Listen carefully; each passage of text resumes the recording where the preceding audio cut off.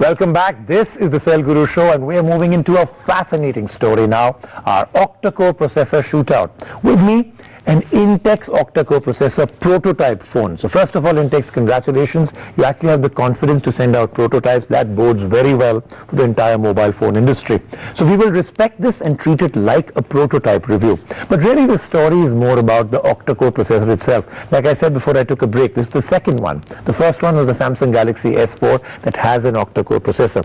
In the shootout, we'll try and really see how much of a difference does it make. We will compare it to a dual-core processor in terms of efficiency, performance, what can you do and not do, and then come up with the big answer. Do you really need an octa-core processor in a phone, and do all 8 cores really work together? That's happening in the shootout right now. The processor, perhaps the most critical feature that makes us smart, really smart. This is what silently beeps inside the phone, powering the operating system, loading high-demand multiple apps, giving it the speed to browse websites, the power to play graphic-heavy games, and the mic to stream high-definition content. We have moved from single to dual to quad and now octa-cores.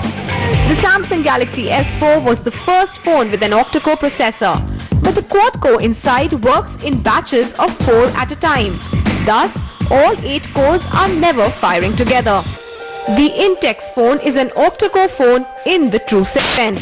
The MediaTek processor beating in it has all the 8 cores of the CPU active at the same time, making this phone supposedly a real beast.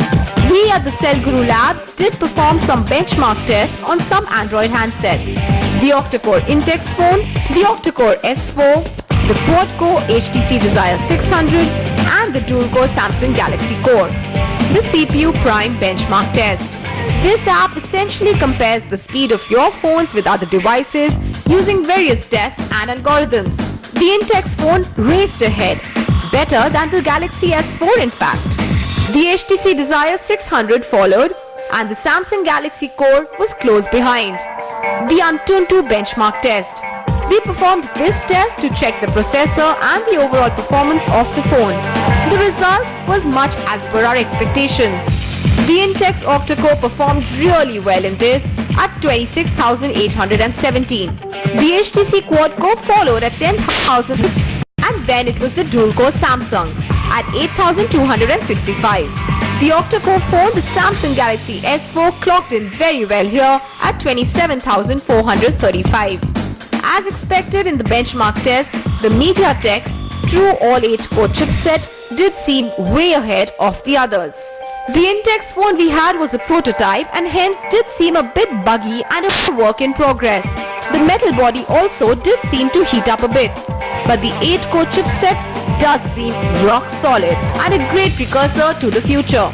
So we will hold our final opinion till we get the final product. Besides this, there is a 13 megapixel back camera and a 5 megapixel front camera on the phone. It runs on the Android 4.2 operating system. The 6-inch Intex phone is likely to be priced at 1,000 rupees. That then